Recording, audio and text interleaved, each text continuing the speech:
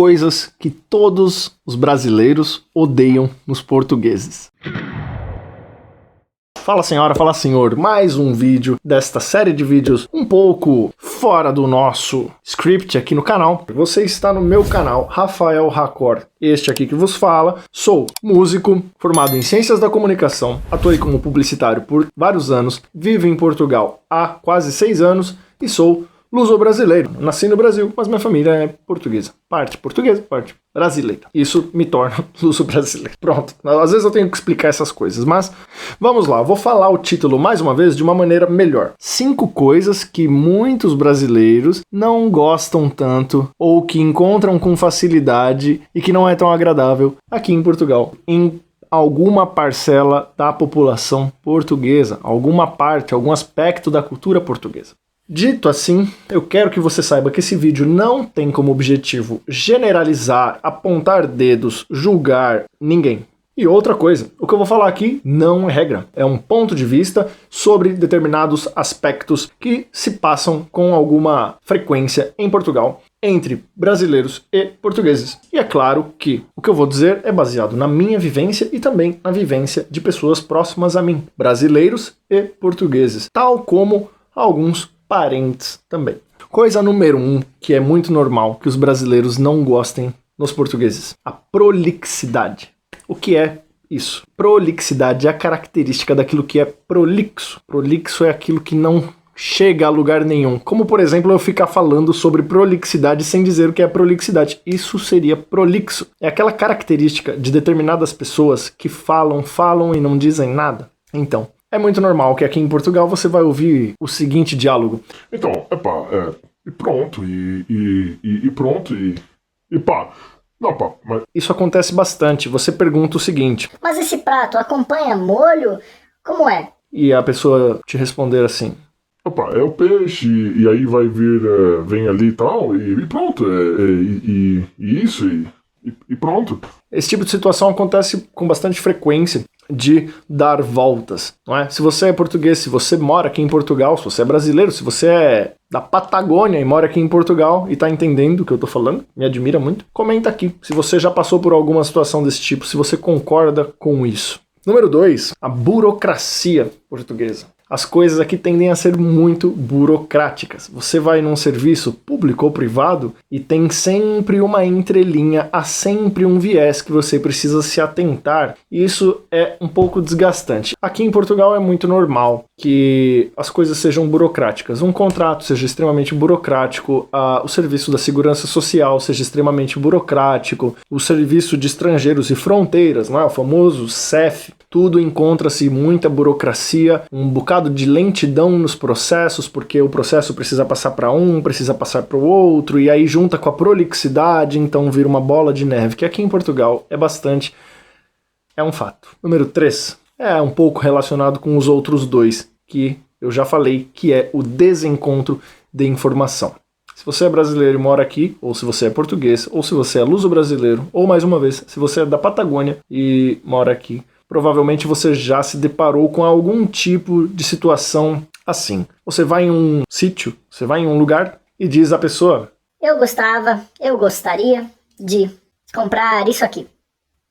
Um limpador de cordas de violão. E a pessoa te diz o seguinte: olha, ô João, tem aí o limpador de cordas de violão? E ele vai te dizer: tem ali o outro que é igualzinho, é pra cordas de baixo, mas é igualzinho. E aí vai lá o Pedro, e o Pedro vai dizer: não, esse aqui, mas esse aí não serve pra guitarra, esse aí é só pra baixo. Isso é só um exemplo besta, tá? Isso é muito normal de se encontrar em serviços como a segurança social. Por exemplo, eu fui validar a minha chave móvel digital. Para quem não sabe, chave móvel digital é uma chave que praticamente para todos os portugueses, com essa chave você acessa todos os serviços online, você pode validar o seu cartão de cidadão, você pode... Enfim, mano, você usa essa chave para fazer validações online. E chegando lá, a senhora me diz assim: tudo bem, chave móvel digital. E ela não conseguia encontrar o serviço dela mesma. Ali no sistema dela ela não conseguia encontrar. Ela chamou uma colega que abriu o sistema dela. Ok, vamos lá validar a sua chave móvel digital. E a moça não conseguia fazer, e não conseguia fazer. E eu disse: olha senhora, eu tô percebendo que a senhora tá com alguma dificuldade,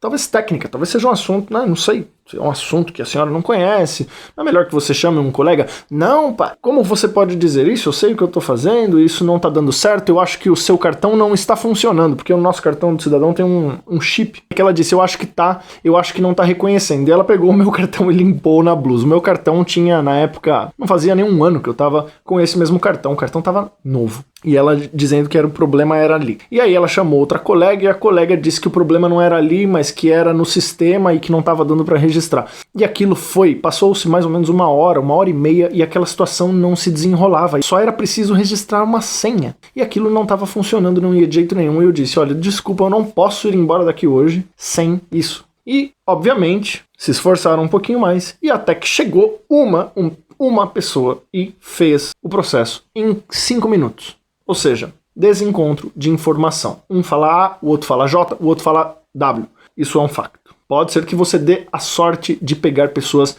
que sabem trabalhar muito bem. Pô, eu não tô falando de todo mundo, como eu disse lá no começo, isso não é um vídeo para generalizar. Eu conheci vários profissionais extremamente ágeis aqui em Portugal também, principalmente em serviços privados. Quando fui consertar o meu telemóvel, por exemplo, profissionais rápidas, com informações precisas, mas é muito normal encontrar situações assim, onde o desencontro de informação existe. Número 4. Quarta coisa que brasileiros odeiam em português: piadas ou imitação de sotaque. É extremamente incômoda a situação quando você vê uma pessoa imitando o seu sotaque claramente com o objetivo de caçoar de você, de fazer piada com o seu sotaque. Ou coisas do tipo, você vai a uma cafetaria, você vai a uma pastelaria e diz o seguinte: olá, boa tarde, eu queria um café, se faz favor. Queria, não queres mais? Sim, ainda quero café. O verbo queria está conjugado no pretérito imperfeito do indicativo, o que quer dizer que a ideia de tomar um café começou na minha cabeça, no entanto ainda não a concluí, mas gostaria, portanto ainda quero o café. Esse tipo de situação bastante comum, ou pessoas imitarem o sotaque, ou fazer qualquer tipo de colocação que apequene, que menospreze alguém por uma determinada característica da fala. Isso é chato pra caralho.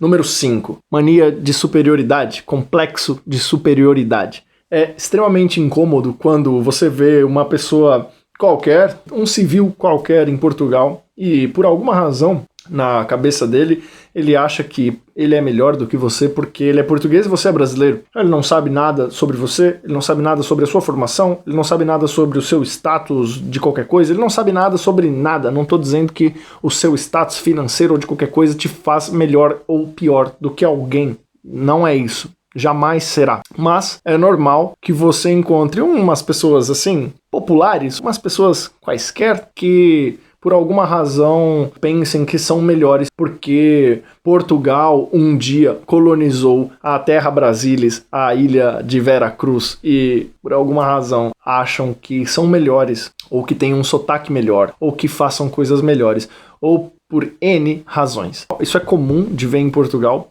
não é todo mundo, mais uma vez, não estou generalizando, há muita gente consciente e muita gente sensata, mas também, por outro lado, há muitos que não. E isso é uma coisa que os brasileiros detestam e passam e vão, em algum momento, se deparar em Portugal. Agora, um bônus que eu não falei lá no começo. A sexta coisa que os brasileiros não gostam nos portugueses. Se você chegou até aqui, saiba que você é um privilegiado, um guerreiro que chegou até o final do vídeo. Portanto, deixa o seu like aí, se inscreva no canal e ative o sininho para que você receba vários outros vídeos. Eu também fiz esse outro vídeo dizendo 5 coisas que os portugueses mais detestam nos brasileiros. E você pode ficar à vontade e ver lá também se você concorda ou se já passou por alguma dessas situações. Então a sexta coisa é a frieza, a falta de empatia, às vezes a falta de amizade. No Brasil é muito normal que as pessoas pensem que os europeus são muito frios, ou que os alemães são muito frios, ou que essa palavra frieza aplicada à personalidade, a características de um ser humano. Eu não gosto muito particularmente, mas eu usei essa palavra porque é a mais comum entre as pessoas. E essa frieza pode ser lida de várias maneiras. Os brasileiros têm uma maneira de interagir entre eles que não é a mesma maneira que os portugueses interagem entre eles, que não é a mesma maneira que no Canadá as pessoas interagem, ou que no Reino Unido, ou que na Suécia. Enfim, cada país, cada clima, cada mistura de povos, cada cultura que se forma devido à mistura de vários povos e culturas e anos, etc., vai determinar, vai formar, vai gerar uma maneira de convívio social. E eu já vi vários brasileiros se queixarem de que os portugueses são frios. Mesmo os meus avós no Brasil e a minha família portuguesa no Brasil, eles também, até mesmo pessoas da nossa própria família, costumam dizer que os meus avós eram frios, que o meu avô era frio. Enfim, coisas desse gênero, ou que não fazia muita questão, né, da presença, não tinha muita empatia, não queria muito ser amigo, não tinha aquele valor à amizade como muitos brasileiros têm e dão um valor. E é verdade, eu acho que no Brasil as amizades são bastante valorizadas. Por mais que possa às vezes falhar na qualidade das amizades, né? Há muitos defeitos nessas amizades, mas os brasileiros normalmente gostam muito, superestimam as amizades. E às vezes aqui não é tão comum, né, que alguém faça questão de ser seu amigo, vai te chamar para ir em casa, vai chamar sempre para fazer algum rolê, algum passeio, vai te chamar sempre para uma festa ou coisa do tipo. Então, isso é um ponto que acho que valia a pena ser mencionado nesse vídeo.